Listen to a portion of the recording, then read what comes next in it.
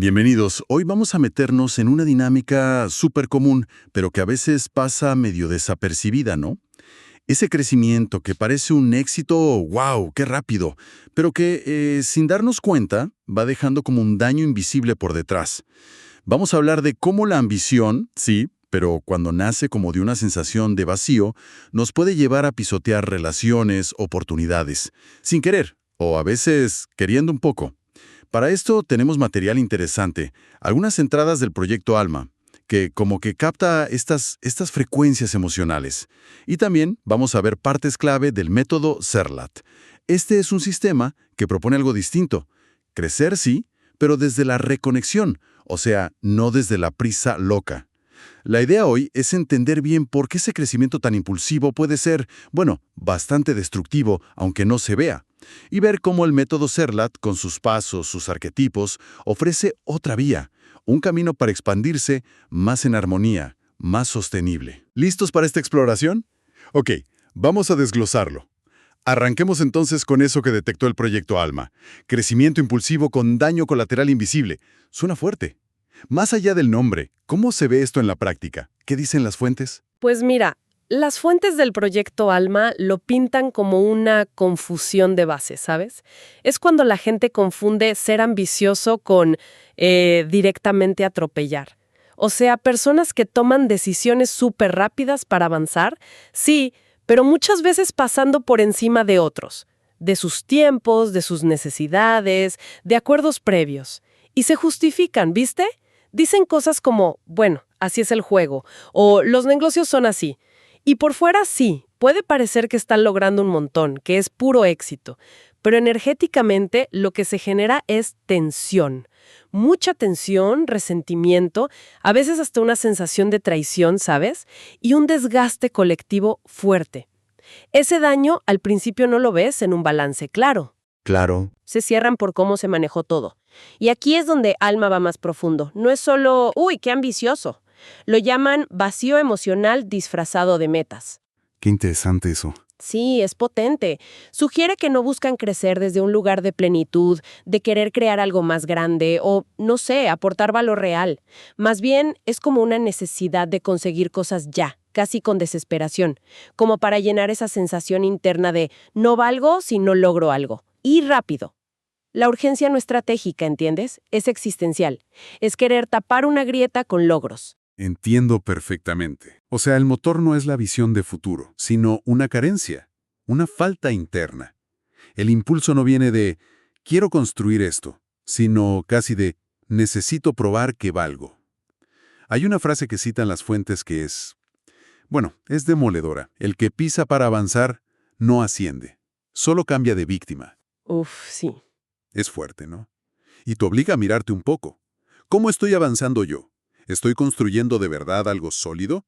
¿O solo voy rápido dejando como escombros emocionales o de relaciones por el camino? Y bueno, frente a este panorama, digamos un poco oscuro de crecimiento que daña, aparece el método CERLAT como la otra cara de la moneda. Ya el subtítulo lo dice, reconexión simbiótica de origen. Y tienen una frase, como un lema, no vinimos a explicar la realidad, vinimos a reescribirla desde adentro. ¿Cómo se contrapone esto, en la práctica, al modelo impulsivo? En el punto de partida. Mientras el crecimiento impulsivo se lanza a la acción externa, ¿no? Rápido, sin medir mucho las consecuencias sutiles, CERLAT propone justo lo contrario. Primero para adentro. Las fuentes no lo describen como un método, más, o un set de técnicas. Hablan de una experiencia, de un portal para habitar. El chiste es reconectar con lo que llaman el símbolo perdido, que podríamos entender como tu esencia original, tu propósito más auténtico, esa vibración única tuya.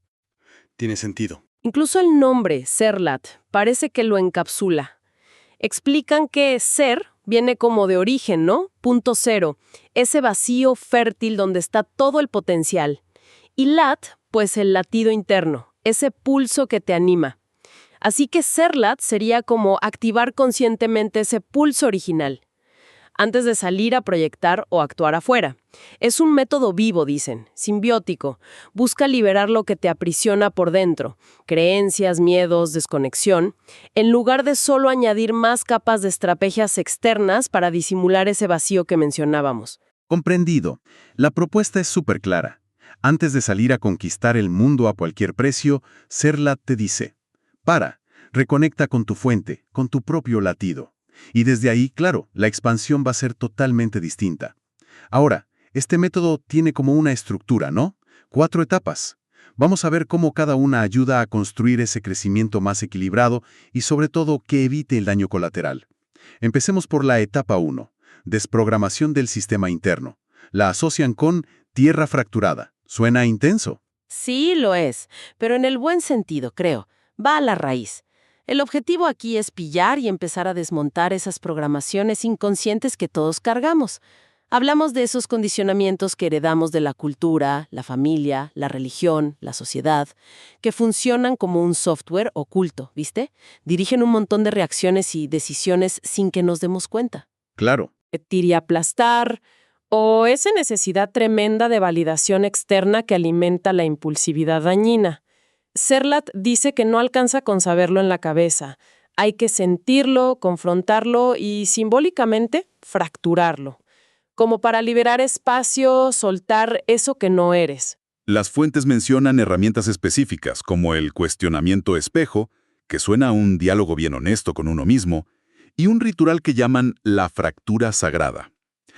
Más allá de los nombres, entiendo que la idea, como sugiere tierra fracturada, es remover esas viejas estructuras mentales y emocionales que nos limitan.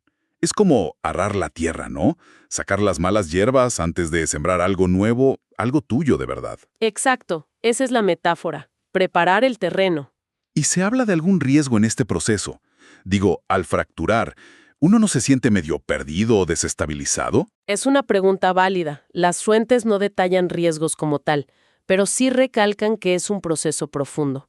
Y que, bueno, requiere conciencia y a veces acompañamiento, claro.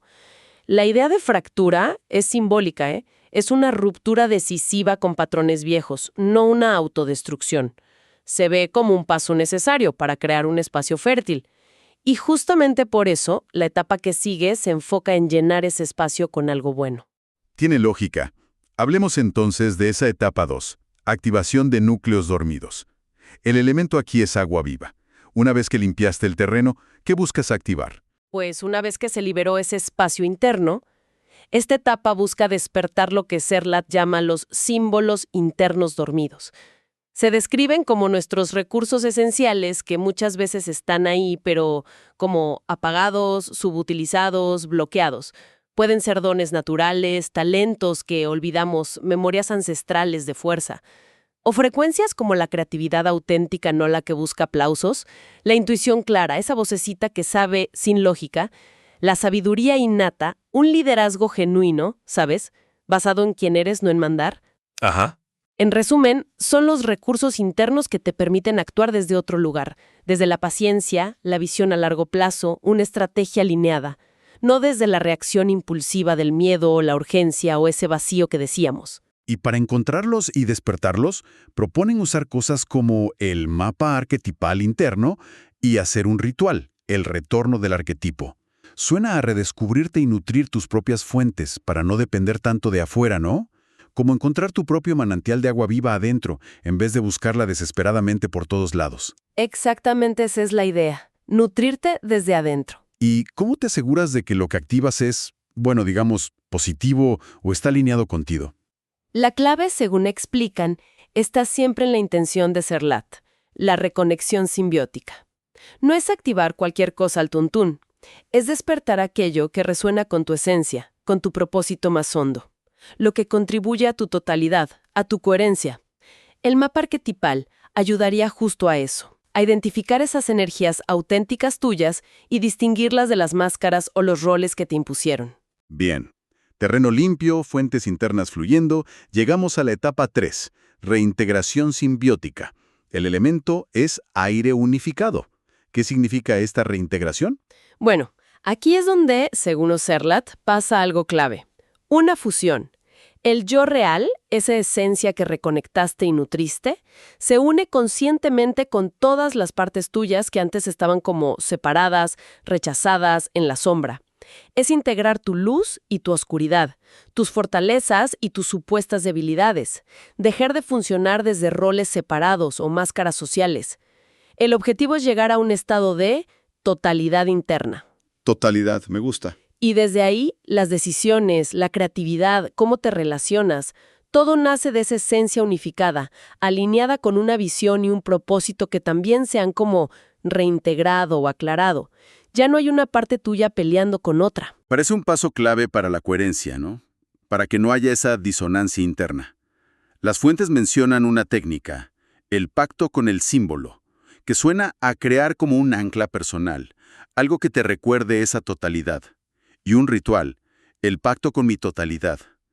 Esta etapa parece ser la garantía para que el crecimiento que venga después no sea disperso o contradictorio, para que tus acciones no saboteen tus intenciones, evitando justo ese daño colateral que muchas veces viene de la fragmentación interna. Exactamente. Es construir una base interna que sea sólida, coherente, y solo entonces, desde ahí, pasar a la acción externa de una forma nueva. Y así llegamos a la etapa 4, proyección dimensional, con el elemento fuego canalizado. ¿Qué es eso de proyectar dimensionalmente? Sí, dimensional suena a grande. ¿Es algo místico o más bien práctico? Pues las fuentes lo explican integrando un poco las dos cosas. Una vez que lograste esa coherencia interna, esta etapa es sobre cómo esa nueva frecuencia tuya unificada se manifiesta afuera, en el mundo. O sea, tu voz, tus acciones, tus proyectos, tus relaciones, tu simple presencia. Todo se vuelve una expresión natural y consciente de tu símbolo interno ya reintegrado. La idea de proyección dimensional sugiere que no solo actúas en la realidad 3D, sino que de alguna manera programas o influyes en esa realidad desde un nivel más profundo, desde tu estado interno coherente. Entiendo. Comunicas desde tu propósito y tu totalidad, no desde el ego herido, o la carencia, o la necesidad de demostrar algo, que eran las motivaciones del crecimiento impulsivo, ¿recuerdas? Claro, claro.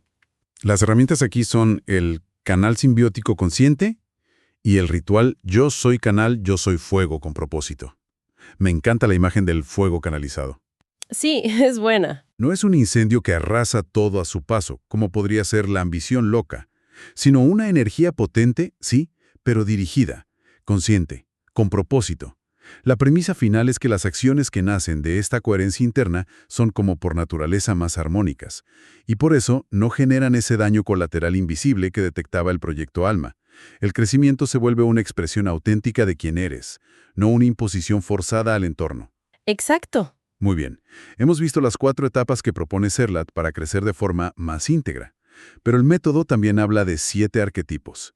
Y para lo que hablamos hoy, ese contraste entre crecimiento sostenible y el dañino, las fuentes destacan uno en particular, el arquetipo 2, el tejedor de realidades.